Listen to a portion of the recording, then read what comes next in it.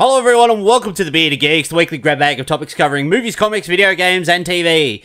My name is Jages, I'm the Beard Master and I'm here to talk about another great TV show. I've just finished watching The Haunting of Hill House on Netflix. I've pretty much binge watched it over the weekend. It came out 2 days ago. It was a show I was anticipating. It's out now in October, the spookiest month of the year, obviously, with Halloween coming up. So we're getting a lot of horror content in that coming out this time of year, obviously. So, The Haunting of Hill House is out. It was a show I had been anticipating. I'm a bit of a fan of the director, actually. The guy who created the show, Mike Flanagan. I haven't been following his career too in depth. Like, he's done quite a few films and that. He did like Before I Wake and Oculus and Ouija, the Beginning of Evil, Story of Evil, whatever that Ouija sequel movie was called. But apparently that was pretty good.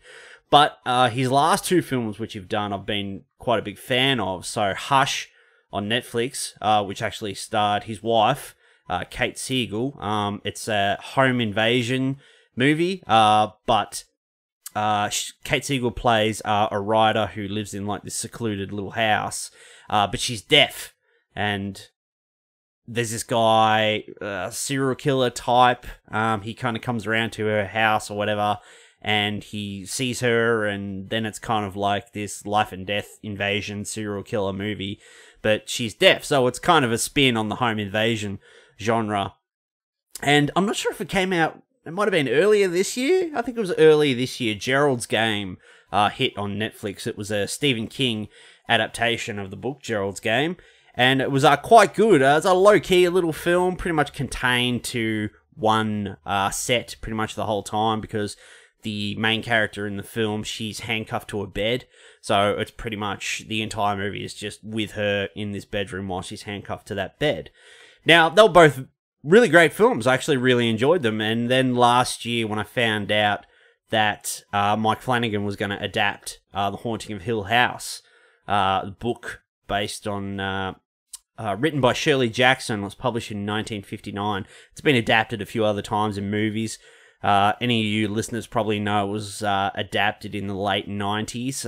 What was it? The Haunting, with Liam Neeson and Famke Janssen. But it was like a complete departure from the original novel, but that's probably what most of you guys out there listening right now will know it from.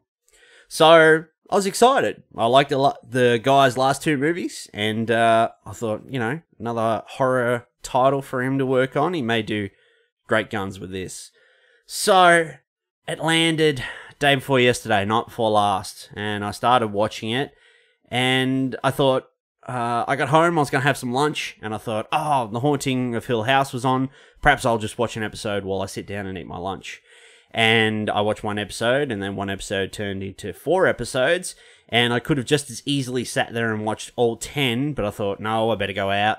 So I went out last night, and but I was thinking, like, if I get home early enough, I could squeeze in another episode or two before I go to bed. But got home pretty late, and thought, oh, I'll pick it up tomorrow. So went to bed, had a good night's sleep, woke up nice and early this morning, got up and went straight back into it, jumped into episode 5, and I pretty much sat there all day, and I've watched the rest of the series, and here I am to talk about it. So first impressions, man, this is a really, really pretty show. Like, Netflix have really spared no expense on this show. The house, mainly, which is kind of like obviously the focal point of the show. The entire story of these characters is wrapped around this one house that they used to live in. Yeah, that was pretty much the first real impression I got from the show, was how good it looked.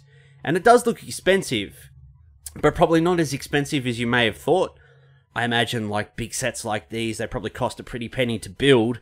But, you know, these seem like intelligent folks and that behind it, and things they do later on in the show, which we'll get to later. Yeah, it looks like they've been a little bit more clever about it, so they seem like the kind of people who may be able to save some pennies.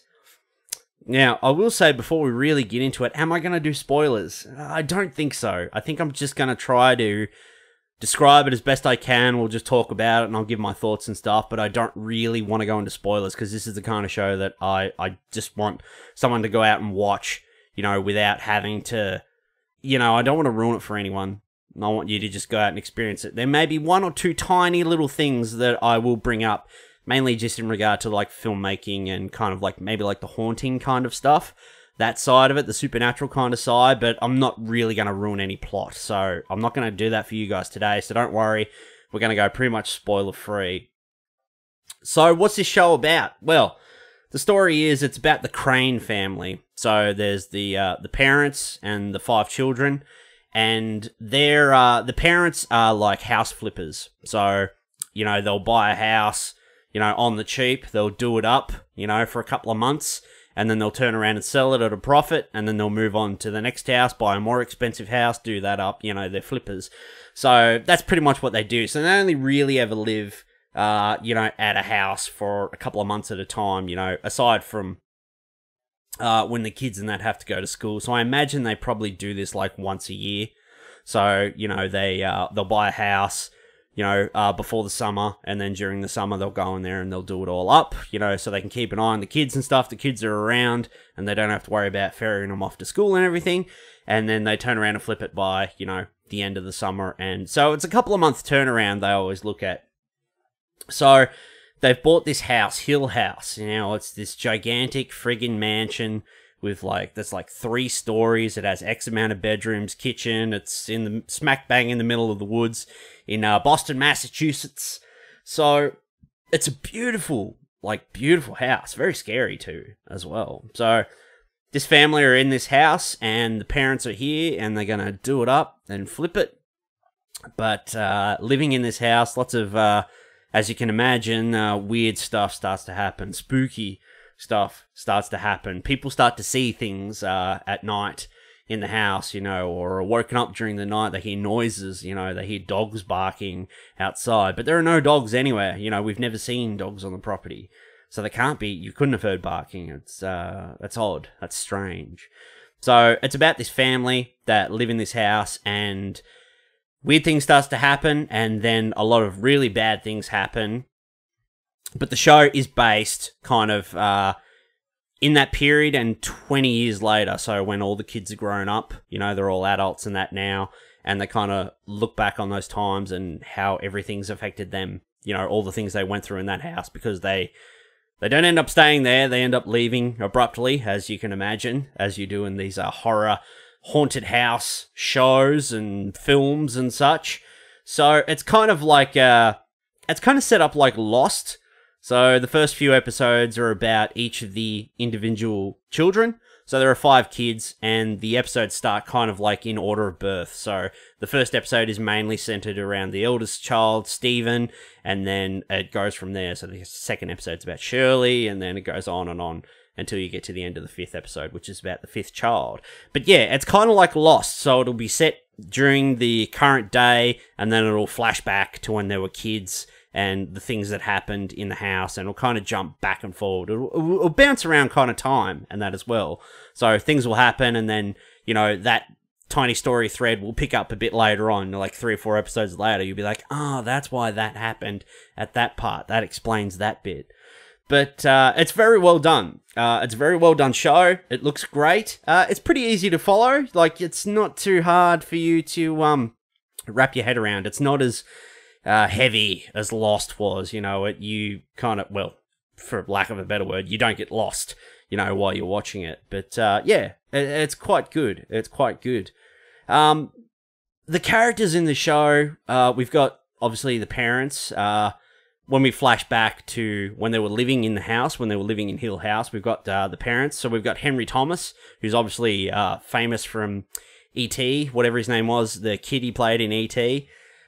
He's the parent in this, in the early parts, so in the younger scenes, when they were younger. He plays Hugh Crane. And Carla Gugino, she plays Liv Crane, so she's the parent. And I gotta say, man, like, all the actors in this show, like, they are on point, man. Like, everyone really brings their A game to this show. And I mean, especially the kids as well. Like, the 5 kids, that they have in this show, they're absolutely bloody stellar. I don't know what, like, acting camp or anything these kids have been to or whatever, because they are outstanding. There's one or two exceptions in the kid and adult cast. It's not that they're not good, but they're just not as good as the other kids, because, I mean, they're stellar, like, through the roof good. And these other guys, like, they're good, but they just can't compete with that.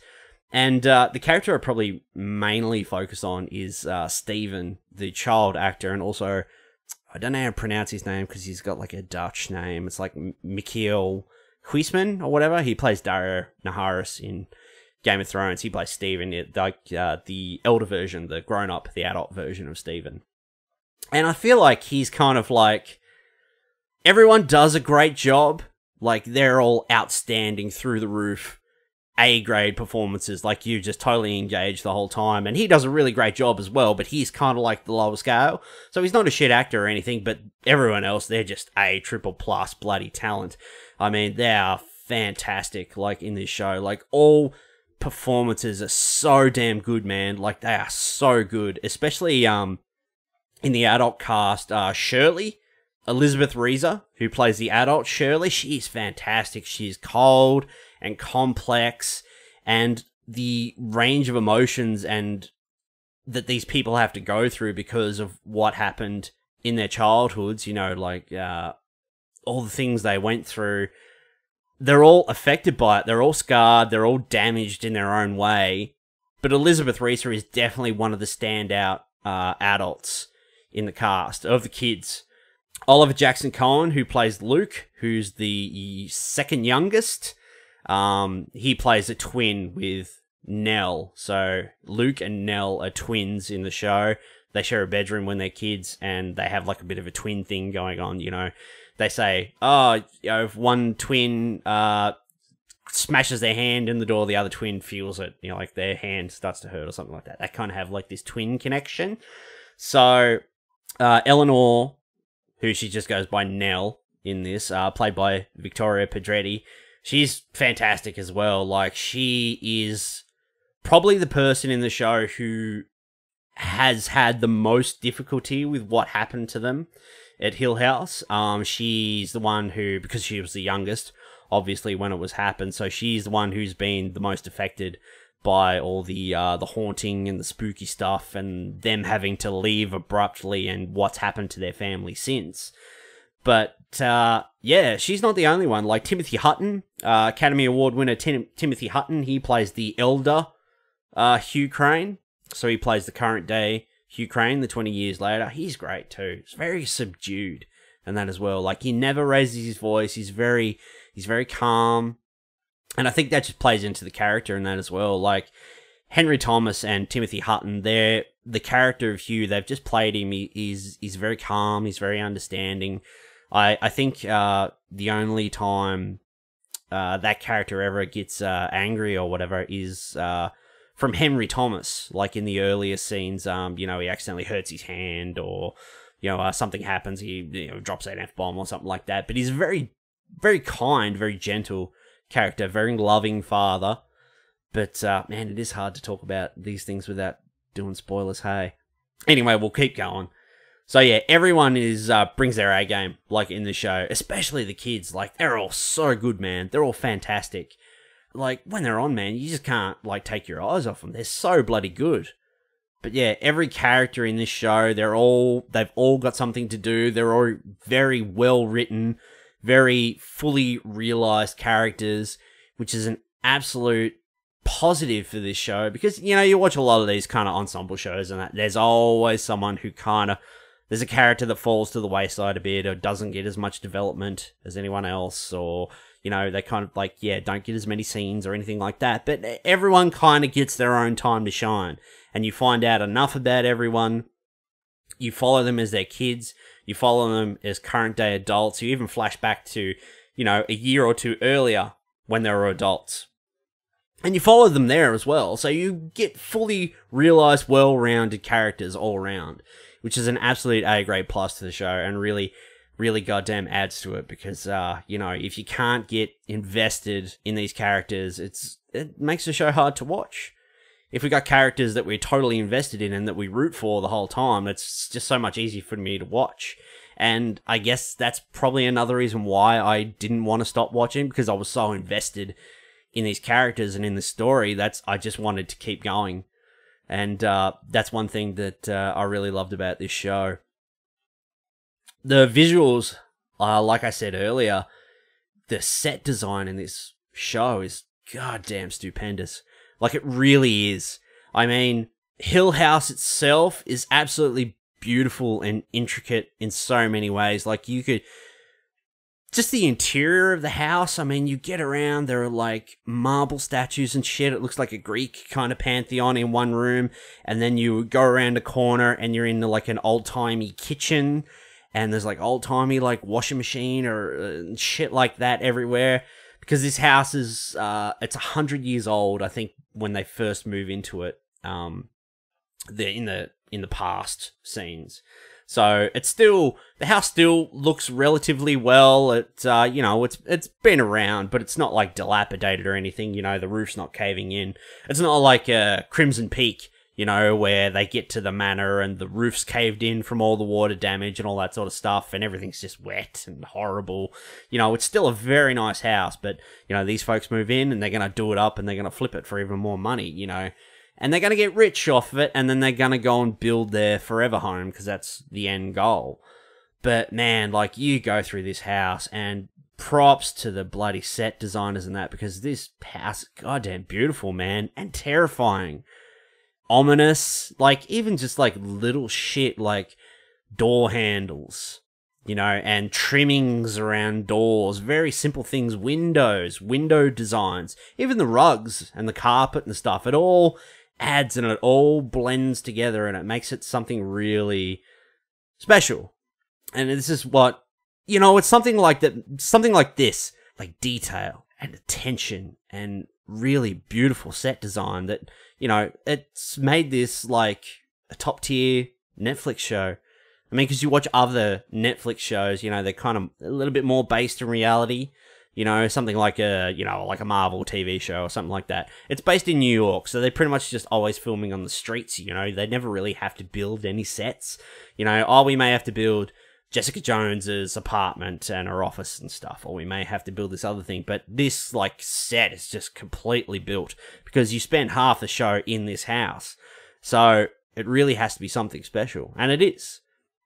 There are no real visual effects, though, which is another thing that I noticed. There's not a lot of visual effects because, I'm pretty savvy. I watch movie or TV or something like that, and I can pretty easily pick up when something's CG. It kind of takes me out of that moment. Like, I'm watching something and I'm like, that's a CG shot.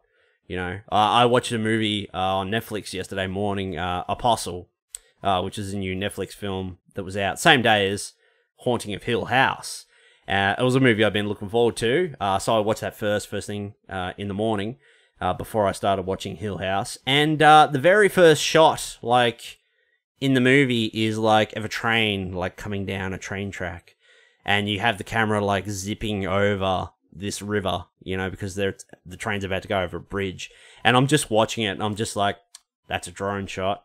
And then you kind of see, like, when the drone stops, you can kind of tell if you've ever played with a drone and that before, you can tell the drone footage, you kind of just like, kind of when it abruptly stops. And I'm like, yep, that's definitely drone footage. So it's that kind of thing that I can kind of pick out. And, when I'm watching stuff, I'm like, hey, that's this, that's that, that's CG, that's practical effect. But in this show, like, I was so goddamn invested in it, like, and there's very minimal use of CG. There's one or two obvious instances. There's some scene where a corpse, like, starts to rip flesh and that off their own face, and you're like, that's CG. That's obviously CG. But a lot of this is just good old-fashioned practical effects, like people dressed up as ghosts, makeup, prosthetic work, like big cuts on hands and, big gouges down ghostly faces and stuff. It's all old-school prosthetic and that, and goddamn, that adds to it as well. Like, it just adds to it so much. And it's something you really appreciate too. Like, yeah, sure, there is an instance or two where we have to use CG because, our ambitions are a little bit loftier than what practical effects can do. or even if it is done practically, it's probably not done as well. You know, it's going to take you out of the show. But yeah, it's like the show was so good. Like I was just pretty much invested the whole time. And there are a lot of things that, you know, I didn't notice in that. But, you know, when I did, like the CG in that, it was absolutely minimal. And the practical effects, like, I loved. And I really appreciate that aspect. Like when you watch an action movie, you watch an old school action movie, and you watch someone get shot, for example, and they, you know, they get shot and blood goes everywhere. Like squibs are going off and they're, you know, popping blood out everywhere. And then you watch like a film of today and they put in like CG blood and you can just tell it. And it's something that I really hate. I hate like watching an action movie and you see someone get shot and it's just like CG blood because it just takes away from it. I'm like, is it really, you know, more cost effective and time saving to do that, or to just spend another couple of hours? You know, let's just put squibs and that on them, because goddamn, I don't imagine for a film blood squibs and that actually cost that much. So yeah, when it comes down to practical effects and that, I do appreciate them. And this show had minimal CG, and even if it did, a lot of it was not noticeable, and that as well, kind of integrated seamlessly into the show. But there's one episode in this that is the absolute standout. I'd probably say on an acting level as well as like a technical filmmaking level, and that's episode 6. Now, in episode 6, it starts, and I was watching it today, and I'd watched it for about 4 or 5 minutes before I'd actually realised that it was an unbroken single take camera shot. So it's like everyone had rehearsed and they're like, okay, the camera's going to go here, and everyone just does their lines and we'll just do it in one take. It was one single unbroken take. And I was like, holy crap, that's pretty impressive. And then I kept watching it and I'm invested in it, and I'm like, this scene hasn't cut yet. Like, it hasn't ended. And then I timed it, and there's this absolutely beautiful transition where a character is in like a regular house and stuff, and they walk down a corridor, and they turn and walk through a doorway, and then they're back in Hill House. Like the old house on the hill, like from when they were kids and stuff. And I'm like, holy shit, like on a technical standpoint, if they did this unbroken, that means the two sets are connected. They're like built right next to each other, so they could seamlessly walk into that. And I timed it, and the first break it had, because it did eventually break, but it wasn't until 22 minutes in. So at the start of the show, there was a 22-minute unbroken single-take camera shot. And then as I watched the rest of the episode, there were another 2. So at the beginning of the show, there was a 22 minutes of unbroken single-take camera shot, which then it did break, and it went into another one, but it was another single-take unbroken camera shot. And that went for 17 minutes, and then eventually that did cut to another scene, and then there was another 10 minutes, about 10 minutes, I think, 10 or so minutes, of unbroken single-take camera shot, and then it just cut and went back to regular cutting back and forward between, like, in a scene. And I was like, holy shit, that is incredible. So in one episode, we had 3 long single-take, unbroken single-take camera shots. And goddamn, it was so good. There was one part I do want to tell you guys about. It's not a spoiler, but I got to set this up first. It was reported before the show started. Mike Flanagan, the director and the creator, he wrote a lot of the episodes. He directed every single one, and he was the one who adapted it to TV. Now, he said that during every episode, because there's 10 episodes, what they did was, while they were filming, they hid ghosts in scenes. Like, people would be acting in the foreground, and then in the background, there'd be a ghost hidden, like in the episode. So he said, like, he was really excited for people to watch it because it was kind of like an Easter egg hunt. So while people are in Hill House, they hid ghosts in scenes everywhere. And, you know, as you went along, like, try and pick them out, try and find them or whatever. So I knew that beforehand. So I'm like, I'm savvy. I'm going to keep an eye out. I'm going to keep an eye out for ghosts and that in this show and see if I can spot any of these hidden ghosts. Because apparently they're in every single episode. Okay? Now, I watched every single damn episode and I did not notice a hidden ghost until episode 7. Now, this one was kind of obvious. It was out of focus in the background, but it was pretty blatant, and I noticed it. It's like, holy shit, it's a hidden ghost. And I didn't notice any more until episode 9. I noticed 2 hidden ghosts in episode 9, but both of those were pretty blatant as well. Like, they were there. You couldn't miss them, like, if you weren't looking, you know. So, during the run of the entire show, I only noticed 3 hidden ghosts. Now, after finished watching it, I just happened to read an article about Mike Flanagan and that, and there was an interview with him, and he said that during the course of the show, there are 70 to 80 hidden ghosts across the entire 10 episodes, because they had 5 different actors on set in ghost makeup and like ghost outfits and that constantly while they were filming. And just as they went, they were plotting and planning their scenes. They're like, okay, let's stick a ghost under the piano, like in the background. But then there are a lot that are like out of focus in that as well. Like if you're not really looking hard, like you wouldn't even notice it. And they revealed one in that interview, which I never noticed. And when I'd finished watching all the 10, I was like, okay, I'm going to go back. And I went back to episode 5, and sure enough, there it was, like out of focus in the background when I was told exactly where it was. I'm like, holy shit, there it is. That's impressive. So that's something that I really appreciated. Like, it made it more fun and that as well to try and find these hidden ghosts. But now I kind of like want to watch it all again because I want to try and find more. And that's not just because, like, I don't want to watch it again because I don't, you know, it's just that I want to find these ghosts. I genuinely, like, want to watch it all again because I kind of, like, now that I know everything that's happened, like, at the beginning, and I've put all the pieces and that together, I kind of want to go back and be like, that's why, yep, now I picked up on that. That's why that character said that, you know, and just pick up on all these little dots and just, because I know how they're all connected now. But anyway, back to that episode 6.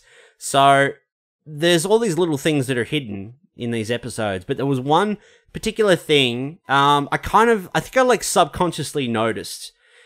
During one of the single take shots, there's a scene where I believe it's Carla Gugino is walking through the house and they're looking for one of the kids. And so the camera is dollying backwards down this hallway, and Carla Gugino is coming towards the camera. And there's a room on the left-hand side with an open door. And just before that doorway, there are 2, like, marble statues either side of the hole. So there are these 2 female, like, kind of like Greek-looking, you know, they're holding pots and vases and shit. But you look at them, and both statues their heads are facing away. So you can't see their faces because their heads are turned. They're looking the opposite direction. So Carla comes down the hall, and she goes into this room. The camera goes in behind her and follows her around the room, and then it backs back out and returns to its original position in the hallway. She comes out and continues to walk down the hallway, which we'd been backing down. Now, as the camera comes out, you notice that one of the statues in the hall, its head, the one on the side of the hall where the door was that she just walked out of, its head has been turned and is looking toward us. And then it backs down the hall, and then she goes into another room at the end of the hall. We follow her, and then we come back, and as she's walking back down the hall toward the statues and the camera's following her, you notice that both heads are turned again, and they're still looking back down the hallway. Now, while I was watching this, because there's a lot of stuff like this in episode 6, like the single take episode, or, you know, the 3 sections of single takes in this one episode. So they would have had to plot and plan this, so they're like, okay, when she walks into this room, we get someone to run over and turn the head that way. And then when she comes out, it's like that. We wait for him to go back down the room, and she goes into that next room. And then somebody runs back in and turns the head back. And there was a lot of this, like, little stuff in that as well. Because there's a scene where Timothy Hutton first arrives at the location he's coming to. And all these kids are there. And so he walks in, and the camera... we know all the kids are on the side of the room, all the grown-ups and stuff, they're all there, and he's addressing them. The camera kind of like pans around his face, around beside him, around behind him, and then all the kids are there, but it's all the child actor versions of them. And so, like, it's just him seeing all his children, like, as he, you know, they're his kids, you know, as he remembers them and stuff. And then the camera pans back around, and it pans back around to his face again. He continues to play out his scene, and then it comes back around behind him again, and then it's all the adult versions of the kids in that again. I'm just like, God damn, man. But there's heaps of that in this episode. But like, I don't want to tell you too much. That's just like some of the marvelous filmmaking that's in this episode, and it's something that I really appreciated. So keep an eye out if you haven't watched it yet, and you're gonna watch episode 6, because yeah, that episode is goddamn stellar. It really is, and the acting in that is so good. Like, everyone brings their A triple plus game in that single episode. That's the episode which has probably got the best acting in it and the best camera work. I don't know. I guess they knew that was probably going to be a special episode, so they wanted to do something special with it. But that's something I really appreciate about the show. There is one other thing I noticed in that as well. I don't really understand the significance of that, or of it, yet, I should say. I may have to watch through it again, but it was just kind of an odd thing. Now, I only ever noticed this twice, and I'm not sure of what the significance of it could be.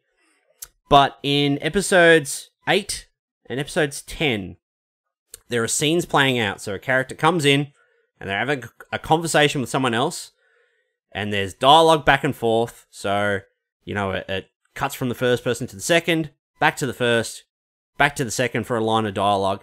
And then when you cut back to the first character the third time, the frame is flipped. So the character, he's having a pretty intense moment of dialogue, and her hand's outstretched, and behind her she's got a couple of windows with curtains and stuff. There's a doorway and a couple of chairs. And when it's obviously noticeable, because when it cuts back to her, the frame is flipped. So, you know, she's kind of, to begin with, she was kind of like, her body was kind of turned to the left of frame, and her hand was outstretched, and she's delivering all this dialogue. But, you know, the door frame's behind her, and you can see the light switch on the wall behind her. And then, this is just to give you guys, like, you know, an understanding of what's happening, because when you watch it, it's incredibly obvious. But then, yeah, when you cut back to her, the frame's been flipped, so now her body is twisted the other way, is pointing toward the right-hand side of the frame, and you can obviously tell because the light switch is flipped. And because the camera's kind of on an angle as well, so the wall behind her kind of like goes off to the distance to the left of frame. But when they cut back and flip it over, it's going off to the right of frame. So like the wall's going away. And then when it cuts back to her again, the frame is the right side around. And it does that again in episode 10. But that's just one thing I'm not really sure of the significance, because it wasn't really during a supernatural scene, so I'm not intelligent enough yet to work out what that was. I'm gonna have to watch it all again to find out like what the significance of those frame flips were. But yeah, I'm very curious to find out. I don't really have too much else to say. It's hard to get your point across and really tell people what you thought of a show when you can't really spoil anything. As you guys know, we have trouble doing that when we do non-spoiler stuff and that. But man, what I will say is, honestly, the acting in the show is A-grade. The kid cast is absolutely fantastic. The adults bring their A-game. I mean, everybody brings their A-game. It's probably the best-looking show on Netflix. And honestly, I think this is probably the single best-looking Netflix show. And it probably is the single best Netflix show that I've ever watched. I loved it. I loved all of it. I couldn't really fault it, maybe for one or two things, like Mikhail Huisman, whatever his name is, Grown-Up Steven. I thought he was probably the weakest of his acting was probably the weakest, but then it may be just the fact that everyone else was just, like, they'd blown through the roof with their acting in that. And he was great, but he just, you know, was the lower end of that scale. You know, he was meeting the ceiling where everyone else had just blown through the ceiling. So I'm not sure if I can really fault him on that. But, you know, that was kind of just like, I didn't really feel as enveloped with Steven as I did everyone else. Probably because perhaps he was the most skeptical on that of the lot as well. And he was probably one of the ones who was most in denial about everything that had happened. But yeah, I don't think I can really blame him for that. So, yeah, I don't think I can fault him, to be honest. If I was to give this show a rating, goddamn, guys, it's 5 out of 5. This show was stupendous. It was spectacular. It looked amazing. The acting was fantastic. The cast was insanely good.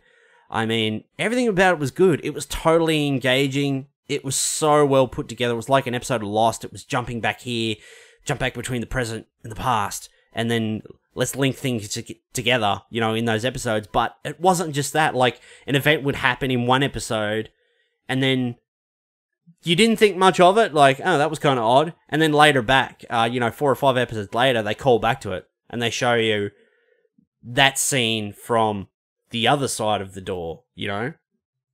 Which was really good, and then it links back to that, so you're like, oh, okay, that's what happened there. And yeah, it's just so well put together. I can't recommend it highly enough. I don't want to spoil it for anyone. I want everyone to see it. Go out and watch it. I give it 5 out of 5. I can't really fault it. Will there be a sequel to this? I highly doubt it. Unless it's like, if Netflix really want to, they could do it like an anthology thing, maybe. But I don't really see this family coming back to this house. Where this season ended, where this show ended, I don't really see them coming back, to this house again, or, it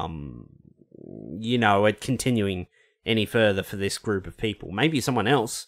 Who knows? It's hard to say. But, yeah, I'd definitely watch more. It's been out for 2 days, and normally if these shows are like runaway successes, Netflix announces, it's been picked up for a second season already. But I guess we'll find out soon. I don't imagine it'll have a second season, but yeah, it's probably the best TV I've watched this year. Although I did love Cobra Kai. I really love that. I couldn't really fault that show. So it's going to be hard on my best of 2018 at the end of the year, because these two shows are kind of neck and neck for me at the moment. I think I'm going to have to watch them both again and then judge accordingly on that.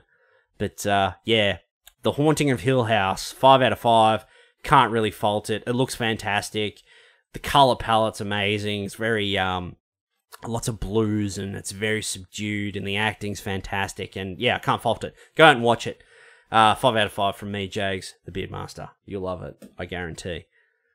Let's wrap it up. So if you want to find us on Facebook, you can go to facebook.com/BeardedGeeksPod. If you want to check us out there. If you want to listen to the show, we're on SoundCloud, iTunes, and YouTube. You can also download the show from SoundCloud and iTunes, which makes it easier if you want to take the show on the go anywhere. If you want to follow us on Twitter, we're on Twitter, and we're on Instagram at Bearded Geeks. And if you want to buy a t-shirt, you can go to tpublic.com and search for the Bearded Geeks, and we'll be there. Next week, I think we're finally doing our Spider-Man PS4 review, and we're going to do a review of Venom as well. So it's going to be a double review jamboree next week, I believe. So look out for that. What have we got coming up later on? I'm looking forward to... we got Season 3 of Daredevil coming out. Maybe we'll talk about that. The Chilling Adventures of Sabrina is out at the end of the month. So I'd really like to talk about that as well. What else we've got? We've got Halloween. We've got the new Halloween coming out. What else? And we've got Red Dead Redemption 2. So there's going to be a lot to talk about in the next few weeks. So thanks, everyone. Thanks for listening. I've been Jags, your loyal Beardmaster, and we'll see you all next time on the Bearded Geeks Podcast. Hey!